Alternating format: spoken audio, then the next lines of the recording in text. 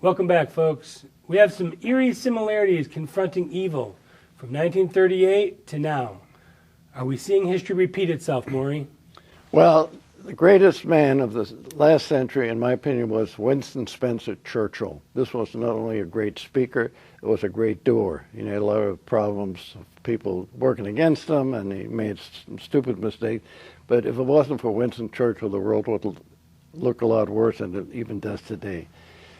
When Neville Chamberlain went to Munich to talk Hitler out of invading Czechoslovakia and taking over the Sudetenland, which was primarily made up of former, not German-speaking Austrians, he didn't realize Hitler was going to do it anyway. So he went there and had two meetings. First meeting, he went back, and then the British people said, no, you didn't make a deal with it. We're not ready for war. So he went back a second time to it. And Churchill warned him, and he said, we have a choice between honor and war.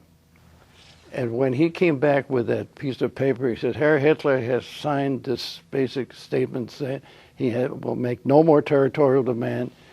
You know what Churchill said? He said, we have gained dishonor and we will have war. And he was right on both counts. And he was also censored by his own parliament, was he not? Terribly. He was a backbencher if there ever was one.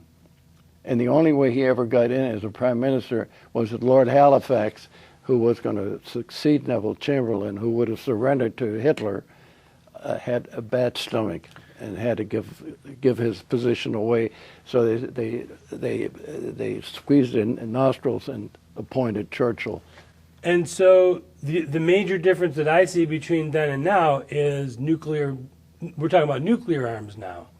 You know, with Germany, you had a maniac running a military high on methamphetamines, willing to take over the world, but you didn't have people that were devoted to their religion with a nuclear weapon. No, I think it was for a loser, as we have in the White House today. We have a total loser who first of all, didn't put people to work. He wanted to have a healthcare system. You better be careful. He may be your neighbor pretty soon. Well, that's all right. I'll send him over to see you. The point is, had nothing to do with the nuclear deal, because that was only a postponement. It had to do with saying we are the ones that made the deal with Iran when nobody else could. That was all that there was. And Kerry is as bad, as far as I'm concerned, as the guy that resides in the White House today. I think he's every bit as bad. But the problem that I see is that we're making deals with people and we're allowing them to continue what they're doing. They're building intercontinental ballistic missiles. Those aren't designed to reach Tel Aviv or Jerusalem. That's true. And they're also working with the North Koreans who are firing off their own nuclear bombs and hydrogen bombs. Speaking to the Congress and made every point, everything he predicted would happen is happening.